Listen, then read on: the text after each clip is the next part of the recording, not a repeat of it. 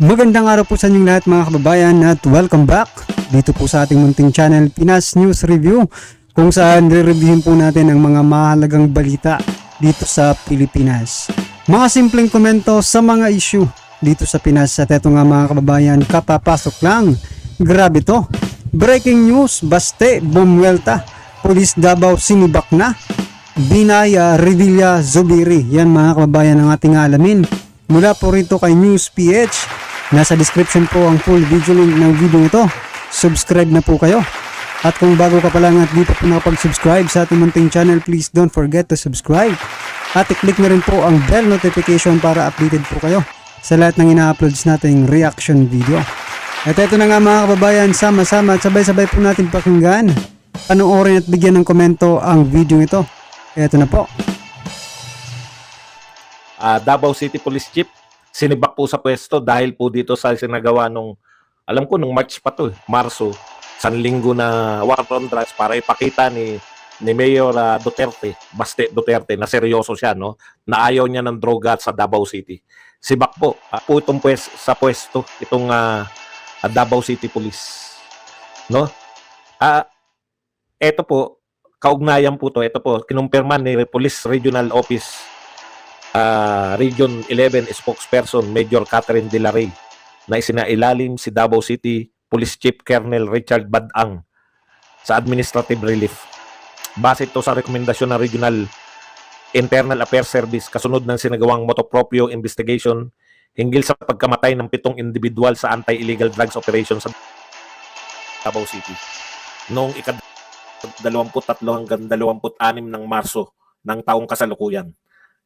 Kakaibat ito ng drug war na inilunsad ni Davao City Mayor Sebastian Baste Duterte, kung saan isinagawa ang naturang operasyon sa ilalim ng pamamahala ni Batang, nakatatalaga lamang bilang bagong DCPO Director noon.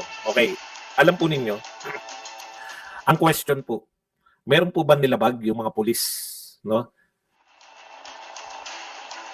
So yun mga kababayan, ha, ito po ano po ba talaga, ang hirap pong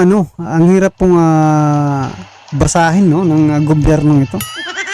Kasi baruin mo, sino ba talaga ang gusto nilang magwagi itong droga, di ba? Pag lumalaban ka sa droga, gaganituhin ka, di ba? Tatanggalin ka. I mean, protector po ba kayo? Di ba? Sino po bang kinalaban ng mga pulis na ito? Di ba yung mga drug war nga eh. May kinalaman sa droga. Ngayon, napaka-obvious nyo naman po kung tatanggalin nyo si yung chief, di ba?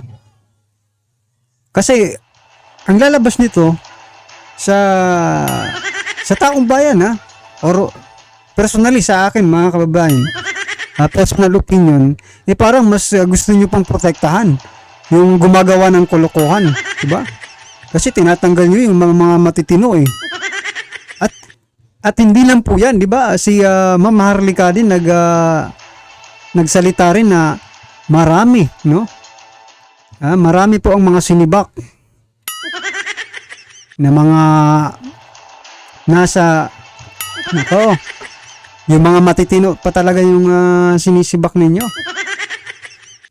Bakit hindi nakakapanghinayang lang mga karibin natin? Kasi kung meron tayong mga ganitong mga chief of police, di ba, na lumalaban talaga at nagtatrabaho para sa taong bayan, tatanggalin nila sa pwesto. Paano na lang po yung susunod na henerasyon? Kung ganito ng ganito, yung bawat gagawa ng drug war, di ba? Yung manghuhuli ng mga gumagawa ng kalokohan dito sa ating bansa. Paano na lang po yung mga kabataan? Gusto nyo ba maging nakakapanghinayang po mga karibin natin?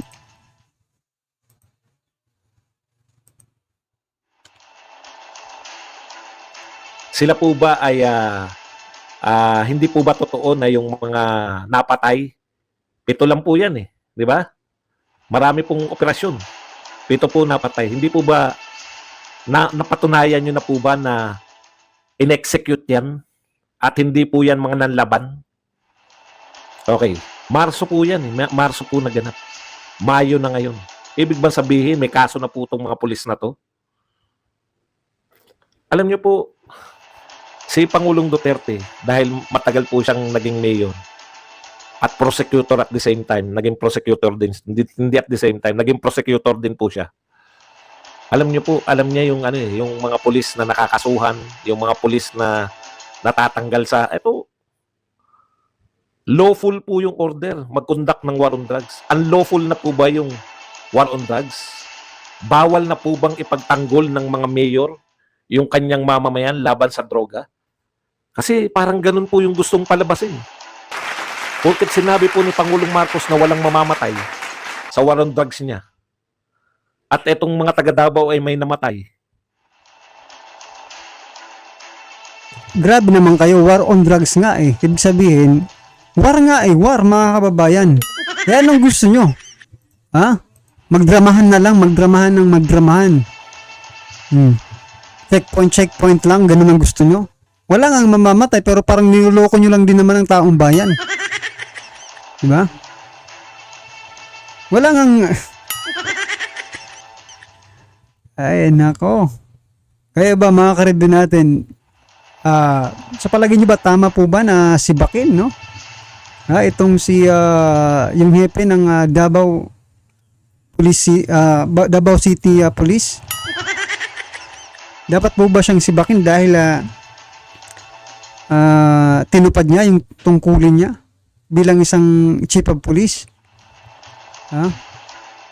Na mag-conduct ng war on drugs.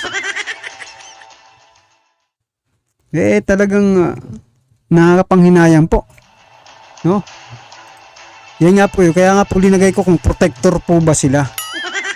Kung protector po ba kayo ng taong bayan or nitong mga diba? Yan po bang pinoprotektahan ninyo o taong bayan? Kasi napaka-obvious naman po kung sisibakin nyo ng ganun-ganun lang.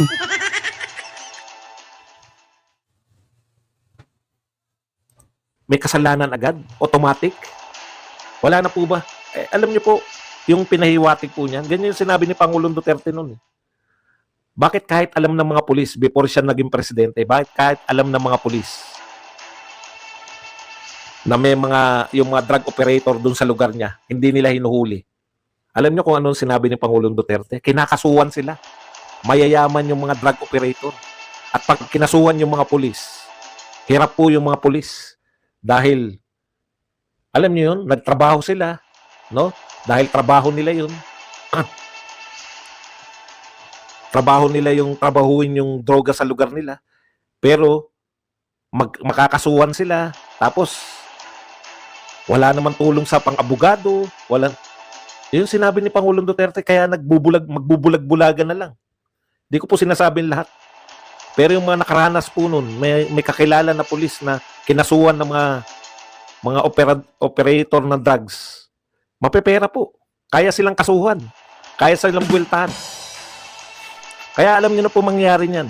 Wala na po kayong mababalitaan na malalaking operasyon na talagang hindi na po magano. Kasi ganyan pala oh.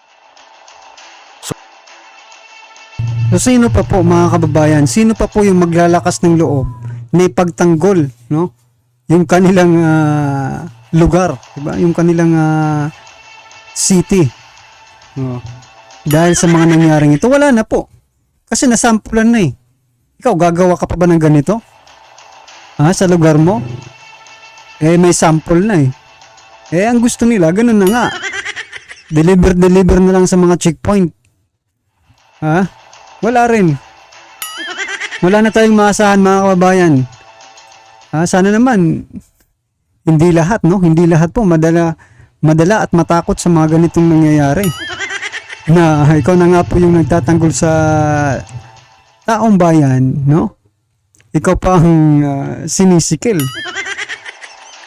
Well, anyway, pinapakita lang talaga nila kung ano talaga. Diba? sumunod kayo sa isang lawful order ng mayor na ano pong gagawin ngayon ng mga pulis? Po siya matatanggal pa kami sa pwesto niyan. Iyan po yung implikasyon nun kahit ako, di ba? O mga bata, wag na muna kayong ano. Kulang tayo. Chillax lang, total may sweldo. Indirectly, hindi natin alam kung ano mangyayari sa atin. 6 years lang. 6 years na pamumuno nitong ganito. Mamimigay na lang ng ayuda. China-challenge ko ulit yung mga pumapasok dito ng mga trolls. Ano ang may pagmalaki ninyo? May pagmamalaki nyo na ginawa na ng gobyerno sa 2 taon? Okay, punta po tayo rito. Bagamat dinadaan sa biro nito ni Eto nga mga karibin natin na nakakapagtaka. Nung kapanahon ni PRRD, no? Former President Rodrigo Roa Duterte, anong sinabi niyang 6 months, di ba? Tatagumpay. Hindi nagtagumpay. Ituloy-tuloy. Marami pong umangal. 6 months lang yun, ha? 6 months, mga karibin natin, marami nang umangal. Diba, na hindi natupad ng 6 months, pero malaki po ang pinagbago doon sa 6 months na yon. Ngayon, mga karibin natin, 2 years na po. Ni isa, walang nagre-reklamo. Diba? Sa kanilang mga pangako, 2 years na, ha? Sa bagay, may sinabi ba silang deadline? Siguro ko 6 years po ang deadline nila. Ha? Yung timeline, yan.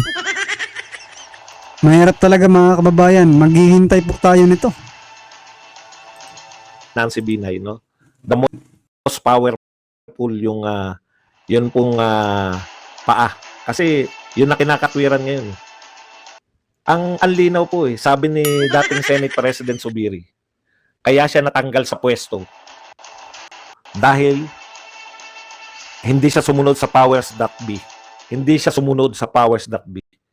Ano po yun kapanipaniwalang kwento.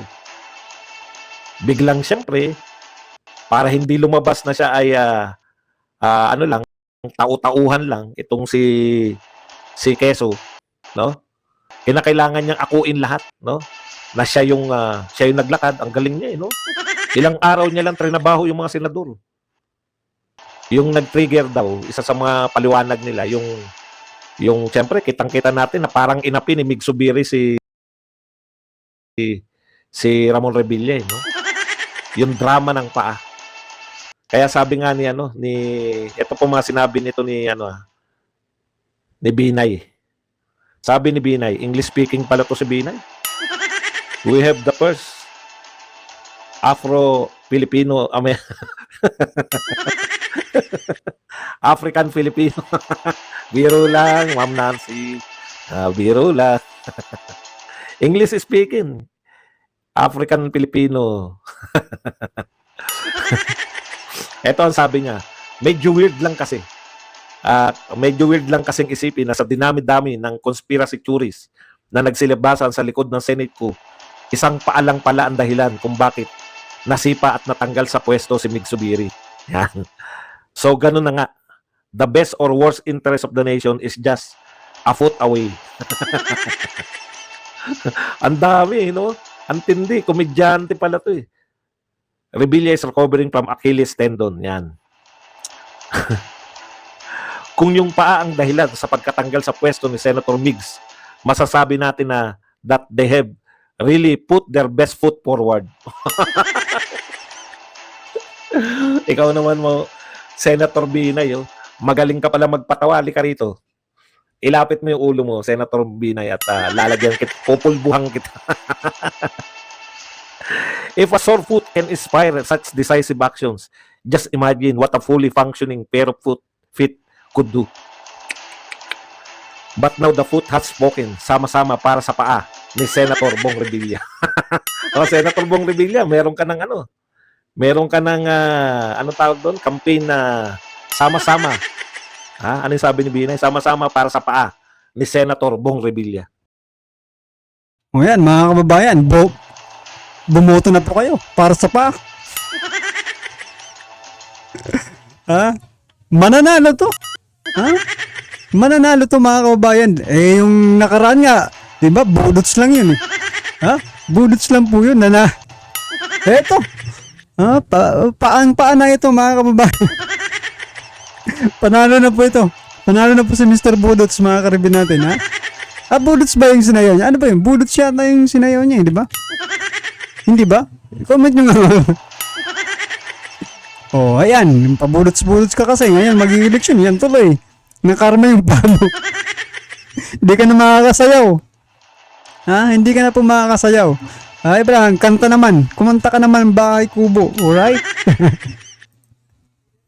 Well, anyway, mga kababayan, ano naman po ang inyong reaksyon, komento, or kritisismo sa video ito? I-comment na lang po sa baba para at isa lang po ng ating mga kababayan ang inyong pong opinion patungkol po dito. Alright?